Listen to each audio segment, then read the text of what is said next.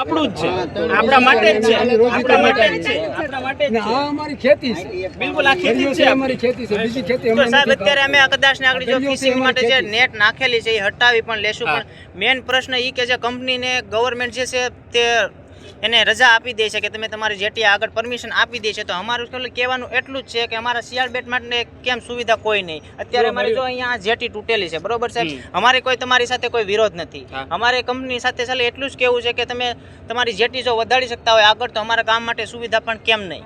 એના બે પ્રશ્નો છે. તમે એમ કીધું કે જેટી વધારે છે તો એ જો પ્રાઇવેટ છે એ કરે છે, બરોબર છે. તમે કીધું સરકારનું, તમે જેમ કે તમને કીધું પીવાના પાણી માટે, ઇલેક્ટ્રિસિટી માટે, તમને અહીંયા બોટ સર્વિસ આપવા માટે, આ બધે માટે મેં સરકારને લખેલું છે. અને એવું નથી કે સરકારનું આના માટે ધ્યાન જ છે, પણ આ પ્રોજેક્ટ છે ને બહુ લાંબો છે. તમને ખબર છે કે આ દરિયો આટલો ઊંડો છે, નાનકડું કામ નથી કે ત્યાં બધી એ ફેસિલિટી એ પહોંચાડવી. એવું એક જ નથી કે પ્રોજેક્ટ ઉપર સરકારનું ધ્યાન, સરકારનું બધેમાં ધ્યાન છે અને આ કામ 100% થશે, બરોબર છે. આપણા જે પ્રાઇમ મિનિસ્ટર છે એમની આખી એક સ્કીમ જ છે કે આપણું એક પણ ગામડું એવું ન હોય કે જ્યાં મીઠું પાણી નથી આવતું. હર ઘર જલ યોજના, બરોબર છે.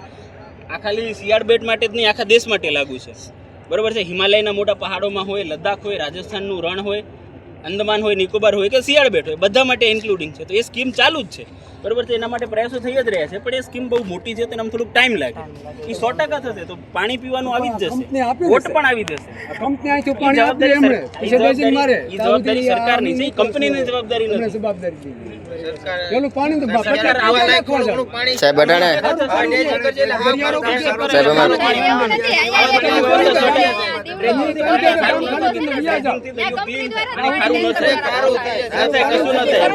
સાહેબ આમ જાવ સાહેબ અટાણે 1% પાણી ખારું પીવાય એવું છે, બાકી ડેઝિંગ અંદર ગડાર કરે એટલે પાણીની જ વાત કરી, બરોબર છે. અને હું એમ કહું છું અમે સરકારનું હજી ધ્યાન દોરેલું છે, અમે હજી પણ એમને લખશું ભાઈ આ જે સ્કીમ ચાલી રહી છે એને થોડુંક ફાસ્ટ કરાવો કે તમને જે પીઠું પીવાનું પાણી છે એ થોડુંક જલ્દી મળી શકે. 100% મળશે તમને પીવાનું પાણી.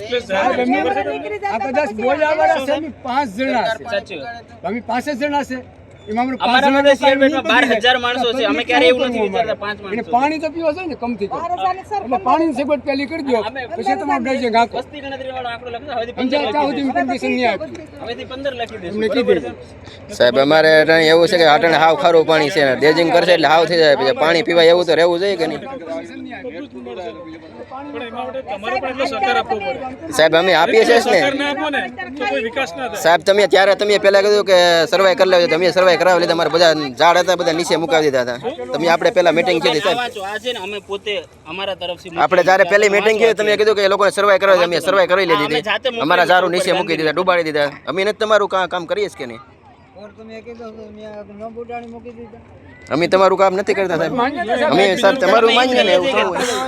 તમે અમારા કામ કરો, અમે તમારા કામ કરીએ, આપણે બધા ભેગા થઈને એકબીજાના કામ કરીએ. અમે ક્યાં વિરોધ કરીએ? અમે અમારે રોજી માટે વિરોધ કરીએ છીએ. આ પાડતા છે, એની ના તમારે પાડી બધું હાયા કરીએ. અમે તો મારી વાત સાંભળો, અને 2 મહિનાનું જ કામ છે. એટલે સાહેબ 2 મહિના પબ્લિક ને હું લેવું 2 મહિના 2 મહિના સુધી અમારે રોજી ક્યાં કરવી? 2 મહિના પબ્લિક ને ક્યાં નહીં ચાવી, કોઈ ભૂખ્યા નથી મરી ગયા. 450 બૂટ છે સાહેબ, આ ગામની અંદર ફિશિંગ ને 450 બૂટ છે. પણ એ તો જાય છે ને આ બાજુ જાફરાબાદ દરિયામાં, કે બધા અહીંયા થોડી જ આવે કે fishing કરે. એવી વાત નહીં કરો દાદા, ખોટી વાત નહીં કરો તમે. ફિશિંગ ચાલુ જ છે. 450 કે અહીંયા થોડી કરે છે. ખોટી વાત નહીં કરો, ખોટું અહીંયા પબ્લિક હોય કે નહીં? એ માન 8 કે 10 જણાના છે તમારા નેટ, અમને ખબર છે. એ બોયાની અમે નથી રડતા, આ પાણીનો પ્રશ્ન ને અમે વાત બોયાની બોયાની બોયાની ત્રીસ અત્યારના છે. વાત જે છે પોઈન્ટ છે તે અમે લાવો. બોયાનું નથી રડતા એ નથી રડતા, અમે પાણીના પીવાનું રડી, અમે એ રડી, બીજો અમે અમે મારી વાત તમને કોઈ એવું નથી કહેતા કે તમે દૂર તમે લઈ જ લો, તમે ખાલી દૂર અમે તમને એટલે ઈ પણ અમે હટાવવાનું છે, નાના તમારે પાસે કહીએ ફિશિંગ નહીં કન્ટિન્યુ જ રાખવાની છે. એનામાં તો કોઈ તૂટી પ્રશ્ન જાય, નથી. ભલે તૂટી જાય. કદાચ તમારે ડેઝિંગ ને તોડફોડ કરવી હોય ને તોડી કાઢે ને તો ભલે તોડી કાઢે, પણ અટકે એમ તો છે જ. હટે એમ નથી, હોડકા નાના છે, હટે એમ નથી,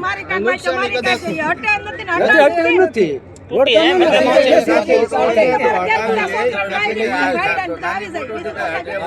એનાથી કાંઈ નહીં થાય. થોડુંક તમે કરશો ને તો ઈ પોતે થઈ જશે, બરોબર? તો આમની જરૂર પડી એટલે સાહેબ જ્યારે એ લોકો કીધું ને કે તમે નેટ ઉપાડી લો, થોડેક નેટ હતી ને તમે બાજુમાંથી ઉપાડી લીધી, એ લોકો નડતું હતી, પણ હવે બીજા ડેઝિંગ કરી એટલે બધી અમારી નેટ તોડી નાખશે, એને શું કરવાનું મારે? નથી ભાઈ, અમે અત્યારના અમે અહીંયા આવ્યા ને જ્યાં એ લોકો એંગન કર્યું ને એની બાજુમાંથી અમે બધા નેટ ઉપાડી લીધી. કોઈ સર્વિસ કરીને આવ્યા છીએ, બરોબર છે? બધીને હટાવવાની જરૂર નથી. થોડાક 5 કે 6 જ બોયા આજે આપણા જે છે બરોબર છે એ એવા છે અટાણે એ લોકો- એ રૂટમાં આવે છે એ લોકો અટાણે નંગર ઉપર મૂકીને સાહેબ એ મેં હટાવી લીધું. જે રૂટમાં આવે છે શિપના બરોબર છે તમે સમજો કે કોઈ દિવસ નહીં રહી શકે જો ફ્યુચરમાં ત્યાં શિપ આવવાની હોય બરોબર ખરી ખરી અમારી જારી તોડી નાખી. એ તો તૂટી જ જાય ને તો એના કરતા બેટર જ છે કે તમે 15 કે 20 મીટર એને જ્યારે હટાવી દો. જ્યારે દેજિંગ આવ્યું તો અમને કોઈ ગામને ખબર નથી કે આવવાનું છે. અમે બધી જાર બાંધી લીધી અમારે તોડી નાખી. શું કરવાનું? એ તો ચાલુ જ છે એ તો એમ જ છે બરોબર છે કે ગમત છે તમારે લઈ જ લેવાની છે ભાઈ, એમાં ક્યાં ખર્ચો એમાં તો દૂર કરવાની છે બેન એનામાં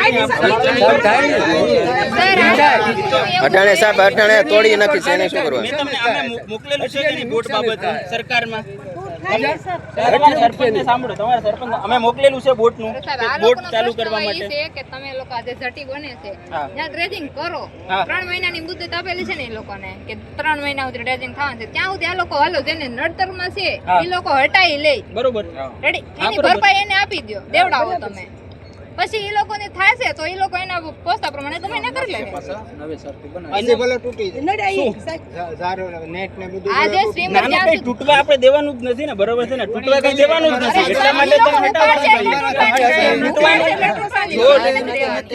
તૂટવાનું હોય બરોબર છે તો ભલે તૂટી જતું તો અમારે ક્યાં અહીંયા આવવાની જરૂર એટલે એમાં સાહેબ એવું ચાલુ છે કામ હોય ને તૂટી જાય આપણે કઈ તૂટવા જ નથી દેવાનું એક વસ્તુ તૂટવા જ નથી દેવાની અમારાથી નીકળે ને તો શું કરવાનું? અમારાથી ઉપડે ને તો ઈ એ તોડવાનું. હટી જશે દાદા હટાડવા આપણે નક્કી કરીએ ને એટલે બધું હટી જ જશે હટી જશે સાહેબ એમાં એવું છે કે હટે એની તૂટી જાય. એને આપણે હટાવી નથી, અમે નવી નાખી દઈએ. હવે તમે જ કહો અમે ક્યાં નાખીએ? હા એ અમે આખું તમને મેપ આપી તમને દઈએ છીએ મેપ આખો આપીએ, પ્લાન એરિયાની આપી બહાર દઈએ તમે છીએ નાખજો. બહાર હવે એમાં આટલી પબ્લિક છે બરાબર, એમાં જગ્યા તો રહેવા નથી દેતી. તમારા રૂટમાં જે આવે છે હવે ઈ કાઢી લે એટલે ઈ આ લોકોની જગ્યામાં નડે.